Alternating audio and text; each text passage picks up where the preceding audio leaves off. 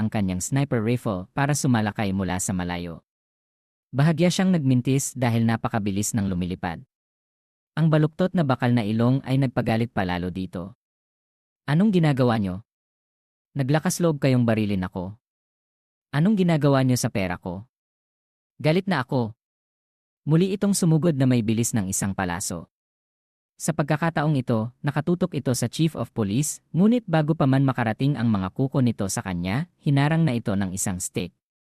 Sa kabutihang palad, dumating si T para sumaklolo. Naguguluhan ang lumilipad.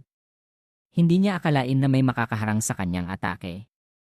Agad na pinalo ni T ng stick ang lumilipad. Nadurog ang lumilipad sa dingding. Inutusan ni Detective Po ang pulis na ilayo ang mga bata. Hindi siya nag-atubili. Sumigaw ang nagalit na lumilipad, gustong habulin at bawiin ang kanyang pera, ngunit hindi niya ito binigyan ng pagkakataon. Nagbuga siya ng berdeng usok. Agad na nataranta ang lumilipad at hindi na makalipad ng mataas. Lumalabas na ito ang tunay na epekto ng usok na kinahihiligan ni Pio. Malalasing ka sa usok na ito at masunuring sasabihin kung saan ibinenta ang mga batang dinukot mo. Dam, ang itim na langgam ay hindi lumitaw at kinukulit pa ako ng mga langaw. Agad na naputol ang lumilipad at binali ang kanyang ilong. Mukhang irritable si T, nakakainis na sinabihan ng lumilipad na siya ay isang lumilipad. Balisang sumugod ito sa kanila. Humitit ng malalim si Pio ng kanyang sigarilyo pagkatapos ay nagbuga, tinutulungan ang lumilipad na lumipad sa ulap nang hindi na kailangang maglakbay papunta sa titsa. Samantala, abala si T sa paggamit ng kanyang stick para itaboy ang mga palaso. Sinamantala ng lumilipad ang kaguluhang ito at tumakas. Isang puno ng sakit na boses mula sa walkie-talkie ang umalingaw-ngaw. Tinamaan si Sam. Inutusan nila siyang magtiis habang pupunta na sila. At sa gayon, ang tatlong miyembro ng grupo ay nabigo muli sa pangangaso ng halimaw. Bumalik tayo sa paaralan ni Sison. Nagpatupad ng lockdown sa paaralan na may bisa sa loob ng 1 linggo. Nagpapatuloy ang paggunita sa mga batang namatay. Si No Surang, ang unang nag-ulat ng paglitaw ng halimaw sa Park Reaper, ay nakatanggap ng Courageous Citizen Award. Galit na galit ako. Samantala, kinailangan ni Bang Sejin na sumailalim sa operasyon dahil ang pagkahulog ay naging sanhi ng trauma sa kanyang ulo. Si Choi ay may maikling bakasyon, ngunit kailangan niyang maging yaya sa kanyang makulit na nakababatang kapatid. Ngayon ay nasa park sila para maglaro. Hindi sinasadyang nabangga ng kanyang kapatid si Sison na papunta para bumili ng maraming ice cream. Kaya umupo silang tatlo at kumain ng ice cream para umiwas sa init. Biglang naalala ni Choi ang tanong ni Detective Pio noong araw na yon. Nang maglinis, may estudyante bang nawawala? Naalala ni Choi na sinabi niya sa detective na umuwi si Kamison ng maaga. Natatakot siyang maging tsismosa, sinubukan niyang tanungin si Kamison kung may dumalaw sa kanya noong araw na yon, ngunit blanko lang ang sinabi ni Mission na wala. Ngayon lamang nakaramdam ng ginhawa si Choi nang magsawa sa pagkain ng ice cream ang nakababatang kapatid niya, sinundan niya ang ibang mga bata para maglaro ng bola. Napansin ni Choi na sinimula ni Kamison na kagatin ang stick ng ice cream na mukhang hindi mapakali. Biglang sumigaw ang dalawang bata sa harap nila. Lumipad ang kanilang bola. Gumapang ang dalawa sa butas sa bakod para hanapin ito. Agad na tumayo si Sison. Hahanapin ko sila. Dito ka lang. Gumapang si Sison sa butas sa bakod. Sinunggaban niya si Choi Ail at itinapon siya sa kabilang bahagi ng bakod. Ibalik mo siya sa iyong kapatid. Ang batang lalaking kalaro ng kapatid niya ang naiwan. Gaya ng kanyang hindi mapakali na pakiramdam kanina, hindi normal ang batang ito. Bagamat maliit ang kanyang katawan, tila hindi. Siya natatakot sa isang adulto tulad ni Kamison. Ito ang teritoryo ko. Tumango si Kamison. Lumalabas na pareho sila ng uri. Nang manahimik siya, nagsalita muli ang bata. Halos mahuli ko na siya, ngunit dahil sa'yo, namiss ko siya. Hindi lang iyan, sinira din ng Park Reapers ang lahat kahapon, pero okay lang sa akin. Nakitang nagpapaliwanag ang bata, tahimik na tinanggal ni Kamison ang benda sa kanyang leg. Agad na lumabas ang swarm ng itim na langgam sa napakaraming bilang. Lumaki ang mga mata ng bata. Siguro hindi niya akalain na ang isang taong nagising tulad ni Sison ay magkakaroon ng napakalaking kakayahan. Nagsimulang bumuo ang mga langgam sa isang matibay na itim na baluti para kay Season. Teritoryo. Anong pinagsasabi mo? Nagsimulang mataranta ang bata. Sobrang balisa siya na dinurog niya ang bola sa kanyang kamay. Ang kumpletong hitsura ni Season ay nagbigay sa kanya ng katiyakan na ang taong ito ang sikat na halimaw na kumakain ng kapwa halimaw. Nanumpa siya na gagantihan niya siya sa paglabag sa mga patakaran ng mga celestial na halimaw at kumain ng kapwa halimaw. Kung kukunin ko ang iyong ulo, malapit nang mapisa ang larva. At ako'y magiging isang celestial na halimaw. Nakumpleto ng katawan ng bata ang pagbabago. Lumalabas na siya nga ang masalita na lumilipad kanina. Sumugod siya diretsyo sa ulo ni Season. Ang pag-atake na may ganitong bilis ay nagpabasag ng bahagi ng baluti ni Season. Sa pagsasamantala sa kalamangan, patuloy na sumugod ang lumilipad ng pabalik-balik, gustong wasakin ang kanyang itim na baluti. Tumawa siya ng malakas dahil sa kasiyahan. Tila lubos niyang ikinagagalak at ipinagmamalaki ang kanyang bilis. Hindi mo ako mahuli, di ba? Nakatayo ka lang, di ba? Wala kang magawa. Walang silbi. Maingay masyado. Nawalan ng pasensya si Camison. Hinintay niya ang tamang sandali nang dumaan ang lumilipad sa kanyang mukha at agad siyang sinuntok. Nadurog ito sa lupa. Nang lumingon si Camison, naghihintay na ang magkapatid na Choi. Nahanap mo ba ang bola? Nahanap ko na. Uwi na tayo. Patuloy na pinuri ni Choi Al si Season. Muli niyang naalala ang kamay niya para humingi ng isa pang ice cream. Sobrang cute ng maliit na dumpling na ito. Nahirapan si Season na pigilan ang kanyang sarili sa pagiging cute niya. Nakatanaw si Choi at nakaramdam ng pagkamangha. Hindi niya akalain na ang taong tahimik tulad ni Mison ay marunong ding tumawa. Sa kagubatan malapit sa parke, sinugod ang durog na lumilipad ng isang malaking swarm ng itim na langgam. Malinaw, ang kanyang kapalaran ay hindi naiiba sa guro halimaw. Pagkalipas ng isang linggo, bumalik ang mga bata sa paaralan, ngunit pansamantalang sarado ang ikatlong klase ni Choi. Ginawa ito ng paaralan para makapagpahinga ang mga biktima sa klase niya. Pansamantalang inilipat si Choi sa ikalimang klase para makiupo. Sobrang pagod siya dahil hindi sumasagot si Bang Sejin sa mga mensahe niya mula nang sumailalim siya sa operasyon. Hindi rin siya pinapayagang bisitahin siya. Ang mas nagpapagalit kay E ay kailangan niyang lumipat sa parehong klase ni No Surang. Kung hindi dahil sa kumag na ito, hindi sana nagkaroon ng trauma sa ulo si Sejin. Ngunit mayroon pa ring mukha para magsinungaling at tumanggap ng sertipiko. Sa sandaling ito, may ilang mga bata na nakapaligid kay No Surang. Gusto nilang pakinggan siyang magkwento tungkol sa halimaw. Dahil dito, hindi siya tumigil sa pagsasalita. Ang kanyang boses ay umaalingaw sa buong klase, na naging dahilan upang hindi komportable ang isang basagulero na si Leon Jane. Walang sinabi si Leon Jane. Direktang pumunta siya at sinipa si No Surang sa tiyan. Habang sumisigaw pa si No Surang, dali-daling humingi ng tawad ang ibang mga bata kay Leon Jane. Ginawa nila ito dahil siya ang bully sa klase at walang naglakas loob na gumalaw sa kanya. Pagkatapos harapin ni Leon Jane si No Surang, sinipa niya ang pinto at lumabas ng klase. Hindi nagtaka ang mga estudyante. Pagkatapos ng lahat, pupunta lang si Leon Jane para mag-roll call at pagkatapos ay liliban sa klase. Pagdating niya sa pinto, nakasalubong niya si Season. Nagpalitan ng tingin ang dalawa na hindi masyadong magiliw. Umiwas si Mison at pumasok sa klase, pagkatapos ay dumiretso sa tabi ng upuan ni Choi. Masayang ikinuwento niya na sinipa ni Leon Jin si Norang dahil masyado siyang maingay. Dahil dito, naramdaman ni Aja na nasiyahan siya.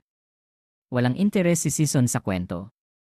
Kumuha siya ng isang bag ng chips mula sa kanyang bag tulad ng dati, pagkatapos ay binuksan ito at nagsimulang magmeryenda sa klase sa math.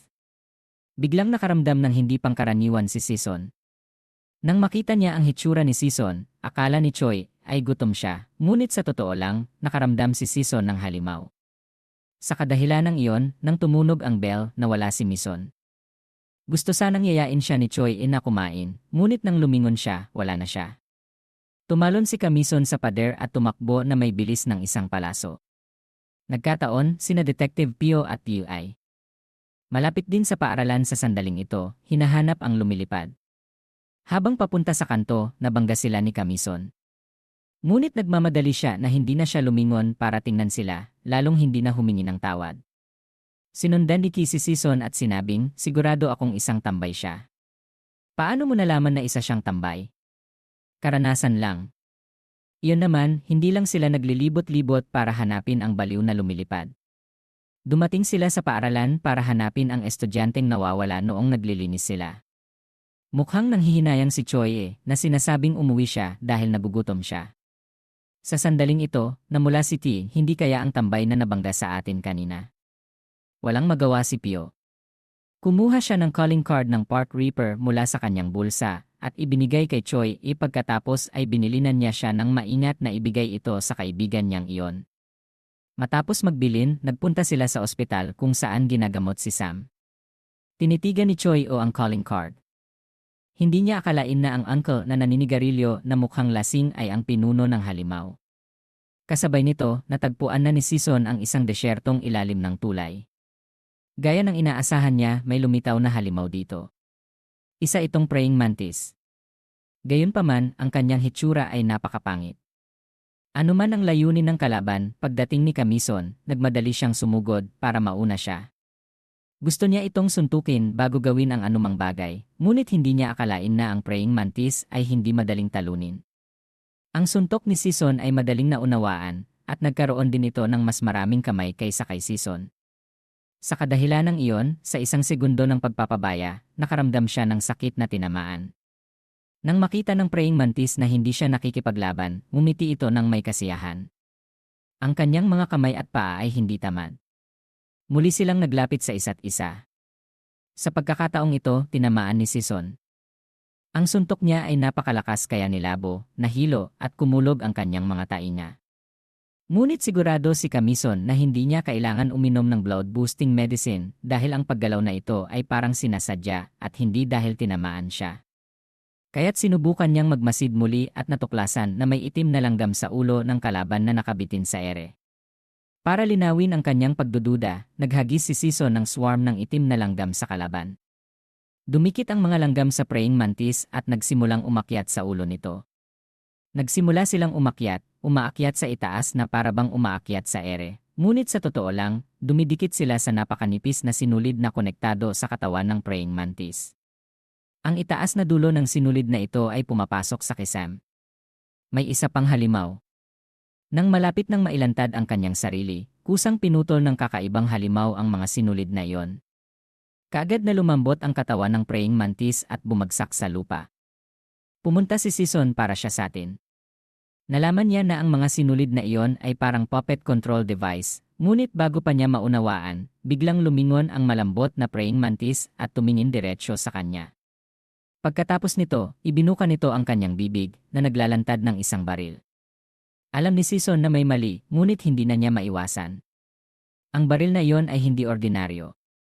Kaagad na nangyari ang isang napakalaking pagsabog. Tumilapon si Kamison sa likod na may mga pinsala sa buong katawan. Malubharing nasira ang kanyang baluti ng langgam. Mukha siyang nasa gulo. Napakaganda.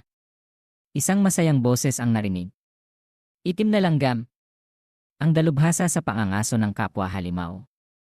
Siguro ito ang unang pagkakataon na nadakip ka, ha? Lumaki ang mga mata ni Sison. Sa sandaling ito, alam niya na siya ay nahulog sa bitag ng grupo ng halimaw sa kanyang harapan. Lumapit ang halimaw at tinapakan si Kamison. Tila nagplano sila ng husto para mahuli siya ngayon. Lumalabas na magkasama ang mga ito sa lumilipad. Ipinagbibili nila ang karne ng bata sa mga nangangailangan, at ang pangangaso ni Kamison ay nagdulot ng napakalaking pinsala sa kanilang negosyo. Isa pang halimaw ang lumitaw na mukhang mas pangit pa sa kanyang kasosyo. Sa kanyang kamay, may hawak siyang malaking kanyon. Mukhang gustong pasabugin ang katawan ni Sison. Tinadyakan ng halimaw ang ulo ni Kamison, ngunit sa kasamaang palad, ang pangunahing karakter ay hindi basta-basta aalis. Ang tanging nakalantad ay ang baluti. Mag-ingat sa itaas. Sigaw ng isa, ngunit huli na ang lahat. Sumugod si Mison na parang isang palaso. Ang kanyang parehong kamay ay natatakpan ng napakatibay na langgam. Una, bumuelo siya sa suntok na naging sanhi upang magliwanag ang mga mata ng pulang halimaw. Pagkatapos ay sinamantala niya ang pagkakataong sumugod sa berdeng halimaw at sinuntok siya sa mukha. Nagalit ang pulang halimaw at nagsabing sa panahon na may espasyo ang kanyang mga kamay at paa, tinaas niya ang kanyang malaking kanyon at nagpaputok. Itinago ni Kamison ang kanyang mga kamay sa hugis na ras para labanan ang lakas. Matapos kumalat ang usok, gusto niya muling umatake sa kalaban, ngunit ang kamao ni Sison ay isang dangal na lang ang layo sa mukha ng berdeng halimaw nang tumigil siya, dahil ang kanyang dalawang braso ay nakagapos ng hindi mabilang na sinulid, na ang taong may hawak ng kabilang dulo ng sinulid ay ang pulang halimaw na katatapos lang tamaan. Mag-isip-isip ka, masyado kang mayabang. Hindi niya tumigil sa paghila ng sinulid. Ano ang magagawa mo kung ikaw ay nasa anyong tao? Hindi. Hindi maikakaila na sa anyong halimaw, mas malakas siya kaysa kay Kamison. Sinubukan niyang kumawala sa mga pising nakatali, ngunit hindi ito nagkakaiba. Inikot ng pulang halimaw ang mga ito sa ere, kumuha ng lakas, pagkatapos ay sumipa sa kanila. Kung natamaan ang sipa na ito, agad na malalagas ang mga ngipin. Ngunit sa kabutihang palad, nagawa itong harangan ni Kamison gamit ang kanyang dalawang kamay. Ngunit masyadong malaki ang lakas ng sipa. Naiwasan niya lamang ang kahindik-hindik na senaryo ng mga ngipin na nagtatagpo sa gums, ngunit ang buong katawan niya ay natangay pa rin. Napahirapang lumuhod si Sison sa lupa.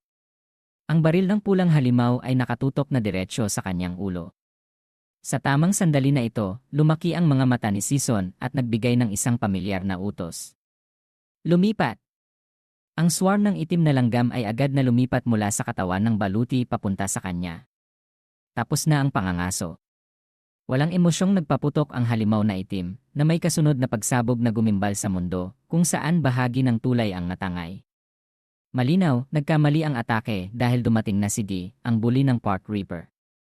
Hawak pa rin niya ang baston na yon. Binago ni Tew ang direksyon ng malaking kanyon na iniligtas ang buhay ni Sison. Ang pag-aalis ng putok sa park ay pagmumultahin. Anong pera ang magagamit ng mga insekto? Mga dahon? Ang hitsura ni T ay lubhang nakakainis para sa pulang halimaw. Umurong siya, nakikipagpangkat kasama ang pulang halimaw. Dumating na rin si Detective Poe. Gaya ng dati, nagsindi siya ng isa pang sigarilyo. Nagsimulang kumalat ang usok na may agresibong enerhiya. Sina Pio at A, isang nasa harap at isang nasa likod, ay kinubkob ang dalawang halimaw. Kung tungkol kay Sison, tila may baluti na lamang na natira. Mukhang naglaro siya ng trick ng sikada na nagtatanggal ng shell. Harapin natin sila ng sabay-sabay. Malamig na nag-utos si Pio. Ngumisi ang pulang halimaw pagkatapos ay kumuha ng isang bagay sa malaking kanyon na nagpabilis ng tibok ng puso ng dalawa. Isa itong bomba. Ibinagsak niya ito kay Pio, ngunit lumalabas na isa itong smoke bomb. Sinamantala ang kaguluhang ito, tumakas ang dalawang halimaw. Nagitngit si Ki sa galit. Talagang nakakainis ang mga lumilipad na halimaw. Plano ni Pio na humingi ng helicopter para suportahan, ngunit sinabi ni T na nahuli na rin naman nila ang itim. Naalala lamang ni Pio ang presensya ni Sison, ngunit nang lumingon silang dalawa, nawala na siya. Ang dalawang ito ay may reputasyon na isang halimaw squad, ngunit tila medyo tanga. Matagal nang tumakbo si Sison. Ikinalulungkot niya lamang na sa pagkakataong ito, masyado siyang nasaktan. Binuhat ni Mison ang kanyang mabigat na katawan sa isang tahimik na daan pauwi. Sa bawat hakbang na gagawin niya, dumudugo ang dugo sa maliliit na poodle. Napakahirap na makauwi sa bahay. Ngayon ay sobrang gutom niya dahil sa nabigong pangangaso. Ang kanyang lola ay nakaramdam ng labis na paghihirap nang makita niya ang kanyang pagkaubos sa pagkain dahil alam niyang nabigo sa pangangaso ang apo niya at bugbog sarado. Matapos punuin ang kanyang tiyan ng masarap na pagkain, bumalik si Sison sa kanyang silid. Sumandal siya sa pinto at dahan-dahang dumulas pababa. Masakit sa buong katawan ni Kamison. Puno ng magulong pag-iisip ang kanyang ulo. Naalala niya ang malupit na guro sa paaralan, ang Nazi na nagkidnap ng mga bata, at ang dalawang halimaw ngayon. Tanong nila lahat sa kanya kung bakit siya kumakain ng kapwa halimaw. Bakit siya pinoprotektahan ng mga tao? Ngunit hindi nila maintindihan. Ginawa ni Sison iyon para sa kanyang sarili. Hinubad niya ang kanyang uniforme, naglalantad ng nakakatakot na mga sugat sa kanyang katawan. Sumigaw si Kamison dahil sa sakit. Alam niyang kailangan niyang patuloy sa pangangaso, patuloy silang kainin, dahil kung hindi, siya ang kakainin gabi na, sa isang abandonadong bahay sa labas ng lungsod, hirap na hinihila ng isang babaeng blonde ang mga kokoon sa lupa. Binuksan niya ang pinto ng isang silid o sa mas eksaktong salita, isang cold storage. Sa loob ay puno rin ng mga kokoon. Sanay na sanay siyang isa-isang ilagay ang bagong mga kokoon. Ngunit biglang iminulat ng mga tao sa kokoon ang kanilang mga mata at humingi ng tulong. Kahit ganoon, hindi pa rin tumigil ang kanyang aksyon. Matapos ayusin ang lahat ng tatlong kokoon, malamig niyang isinara ang pinto ng cold storage. Damn! Umalinggaw ang isang sumpa mula sa loob ng abandonadong bahay. Kung nakuha sana nila ang itim na langgam, mapapansin sana sila ng celestial halimaw, ngunit hindi nila inasahan na lilitaw ang park reapers doon. Ang taong sumusumpa ay isang matandang lalaki na nakasuot ng brown. Gusto niyang dagdagan ang bilang ng mga tao, ngunit tumutol ang blonde. Nakakagulat na ang babaeng ito ay ang basagulero ng eskwelahan, si Leon Jane na nag-aaral sa ika-5 klase. Pareho sila ng brown at red na halimaw na umatak kay Season kanina. Matapos hubarin ni Leon Jane ang kanyang protective clothing, biglang napansin ng matanda ang isang abnormalidad. Ang kanyang uniforme sa eskwelahan ay kapareho ng sa itim na langgam na nakataka sa kanila. Naghinala ang matanda na alam ni Leon Jane ang tunay na pagkatao ng taong langgam, ngunit agad niya itong itinanggi. Paano ko malalaman kung sino yon? Inis na inalis ni Leon Jane ang kamay na humahawak sa kanyang damit. Hindi nagtagal ang matanda. Kung kaklase niya, gusto niya na si Leon Jane ang manghuli at magpapatay sa taong itim, ngunit madaling nagalit si Leon Jane. Ayaw niyang gumawa ng maruming gawain tulad ng pagpatay sa mga tao. Bago pa man matapos magsalita si Leon Jane, sinakal na siya. Tila hindi komportable ang matanda na marinig ang kanyang iniatas na gawain na marumi. Hindi tumigil ang kanyang mga kamay sa pagdaragdag ng lakas na para bang gusto talagang durugin ang lalamunan ni Leon Jane. Sa sandaling ito, biglang tumahol ang isang aso ng nakakabingi. Tumakas na ang isang lalaki na nasa kokoon. Binitiwan siya ng matanda. Tumingin siya sa bintana at pagkatapos ay sasiye. Nakalimutan mo bang i-lock ang pinto ng cold storage? Hindi ko gagawin yan, kinumpirma ni Leon Jane. Kung ganon, mabuti. Kung gumawa ka ng pagkakamali, hindi kita papalampasin dahil ang mga tao ay karaniwang tanga. Nagsimula nang magbago ang kanang braso ng matanda sa anyong halimaw. Ipagpapatuloy niya sana ang kwentong sinimulan niya kay Leon Jane kanina. Sinabi niya na gusto niyang putulin ang relasyon sa kanya. Tumango lang ang matanda nang nakapagtataka, pagkatapos ay pumitik siya ng mga daliri. Agad na tumigil ang lalaki sa pagtakbo. Mainit ang katawan niya. Sa kanyang kanang dibdib may kumikintab. Tama, mukhang kapareho siya ng bomba na nasa bibig ng halimaw ng praying mantis. Pagkatapos ng isang segundo, sumabog ang lalaki. Sa loob ng bahay, nakikipag-usap pa rin ang matanda kay Leon Jane. Ang pagsabog ay parang isang babala ng matanda sa kanya. Kaya nakikita mo, alam ko palagi kung paano haharapin ang mga bagay na humaharang sa aking trabaho. Bigla ring kumintab ang katawan ni Leon Jane. Walang duda, itinanim din sa kanya ang parehong bomba tulad ng sa lalaki kanina, at kung ayaw niyang sumabog, kailangan niyang sumunod sa utos ng matanda. Ulitin mo sa huling pagkakataon. Hanapin mo ang lintik na itim na langgam para sa akin. Kinabukasan, ang mga estudyante ay nag-uusap sa cafeteria sa oras ng pananghalian. Surang kasama ang kanyang kaibigan ay humihingi ng dagdag na sausage, ngunit tumanggi ang babae dahil hindi sila pinapayagang kumain ng pagkain iyon ngayong araw. Pagkatapos ng isang nakakapagod na transaksyon, napansin ng dalawa na kumakain si Season na parang gutom na gutom sa malapit. Tumutok ang mga tray ng pagkain na nakain niya. Hindi pa rin nasisiyahan si Camison dahil sa nabigo na pangangaso kahapon, kaya walang makakain ang mga langgam sa kanyang katawan. Hindi sila tumigil sa pagkakagat na nagdulot ng sakit kay Camison. Nang makita ni Choi nag-alala siya ng husto. Akala pa niya na kumain na ng sobra si Camison. Sa sandaling ito, sobrang inis si Mu Ranze dahil hindi siya pinayagang kumain ng sausage, kaya pumunta siya para maghanap ng gulo. Anong meron dito? Masyado lang ang paghingi ng dagdag na sausage, ngunit may isang kumakain dito ng walang pakundangan. O kaya ang tatay ko ay ang direktor ng eskwelahan, ha? Galit na sumigaw si Choi kay No Surang. Tumahimik ka! Bagamat malakas kumain si Camison, binayaran naman niya ang kanyang pagkain. Nakita ito, nagsimula siyang kutyain sa kanya sa ibang paraan. Nagbiro siya na ang pagkain ni Season ay lampas na sa hangganan ng tao. Kung gayon, isa ka bang halimaw? Ang isang pahayag na ito ni Nosurang ay nagpatahimik sa buong cafeteria. Nagsimulang tumingin ang mga mata kay Season. Pati si Lion Jin ay nagsimula ring bigyang pansin. Mas lalong nababaliw si Choi ang gagong ito ay tila hindi kayang pigilan ang kanyang sarili na makisawsaw sa anumang bagay. Sinabi pa rin ni Nosurang na siya lang ang hindi dumating ng